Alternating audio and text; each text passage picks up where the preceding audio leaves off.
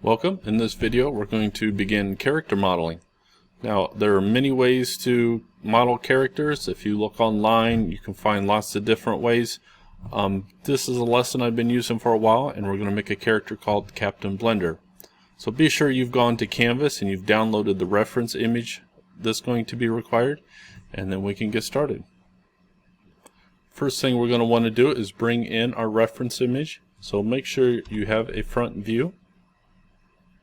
Now let's bring in our reference image. So go to your folder and find your file.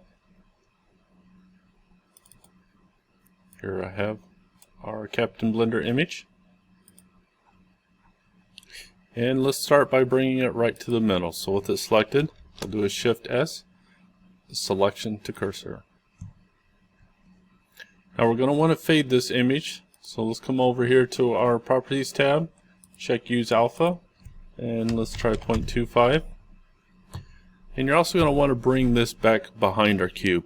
So from a side view here, I'm going to grab on the Y and bring it back behind the cube. Now we're going to have to bring this image in twice because we actually want to set it up for front and side view. So back to my side view here, I'm going to drag in this exact same image right onto my screen again. And just like before, let's Shift S, selection to cursor. And repeat the alpha as well. Let's check my alpha, 0.25. As you can see, we're going to need to line this up. Let's select our cube for a minute here and hide it. So press H to hide.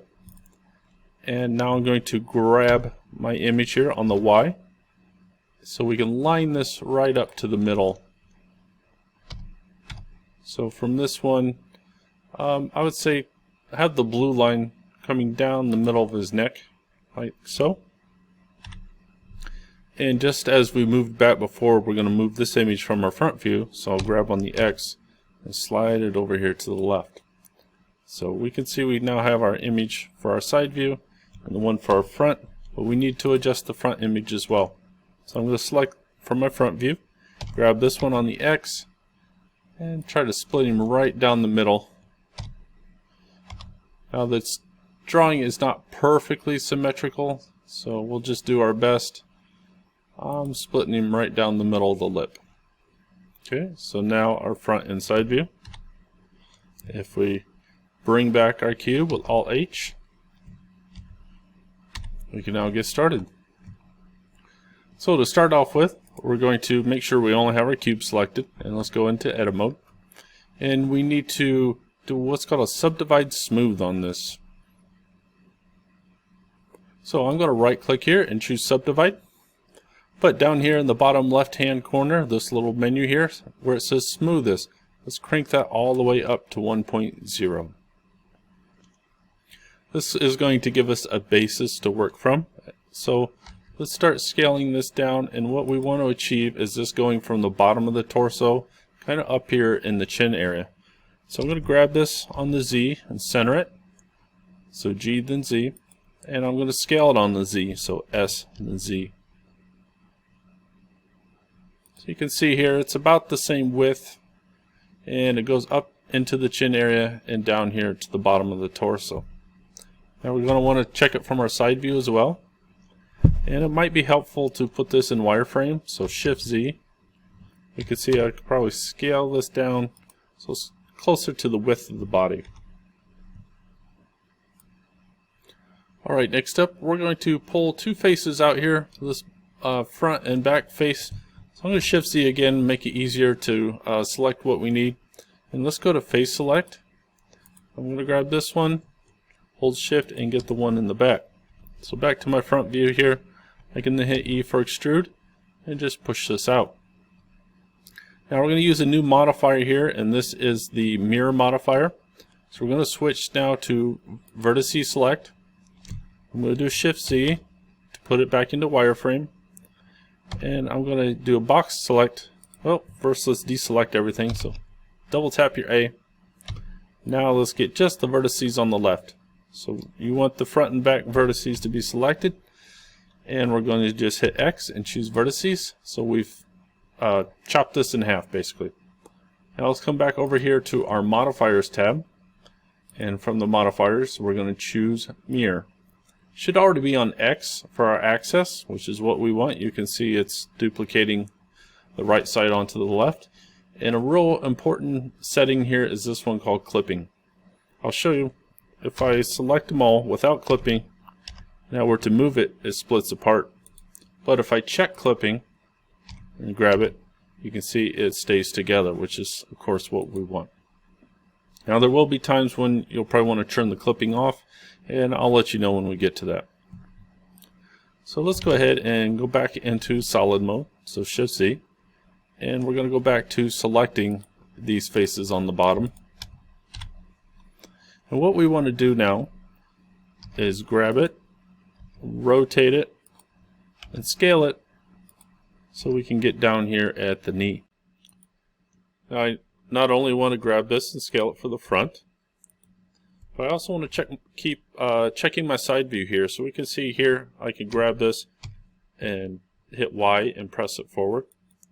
And if we need to, you can scale on the Y. Try to keep it within line on the drawing. Now that I've gone down to the knee, let's go down just a little more. I'm going to now extrude to the widest part of the calf. So I'm going to hit E and then just hit Z so it goes straight down. Here S, then X, so it'll widen out. And let's check our side view. Here we can grab it and hit Y, pull it back, scale on the Y.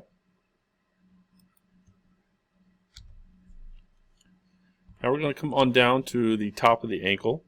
So again, extrude on the Z, scale on the X. Let's get a side view here. Scaled on the Y. Looks like I can push back just a little bit. Alright, now we're going to do 3 extrudes here at the ankle. So here's my first one. Again on the Z. I'm going to keep these quite close together.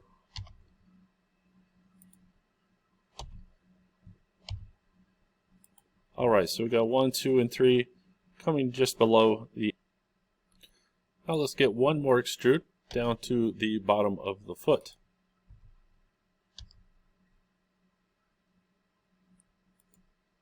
Okay, now before we go any further with this, we're going to put a loop cut in to kind of split this down the middle. So I'm going to do Control R and just let that cut go right down the middle of the foot. Let's switch to Face Select, and I'm going to select these 2 faces right here in the front. Get a side view, and we're going to start pulling out the foot. First let me hit G then Z, and we'll just kind of bring this down a little bit. This would be a good time to split your screen actually, so let's come up here, get your mouse between these menus and right click, and let's vertical split. So now we can have one with a view, just kind of press the wheel on your mouse so we can see what's going on, but we keep our side view here.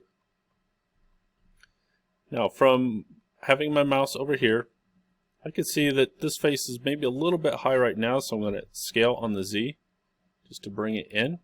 I can push it down. So we're lining up to our drawing.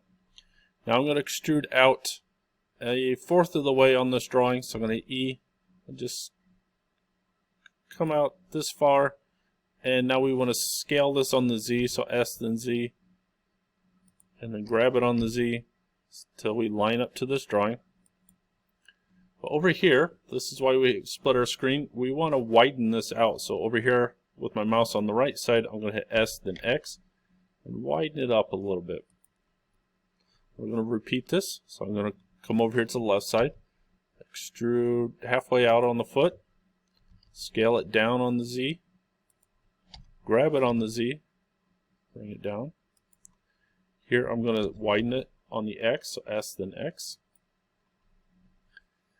Now let's go half of this, so I'm going to extrude out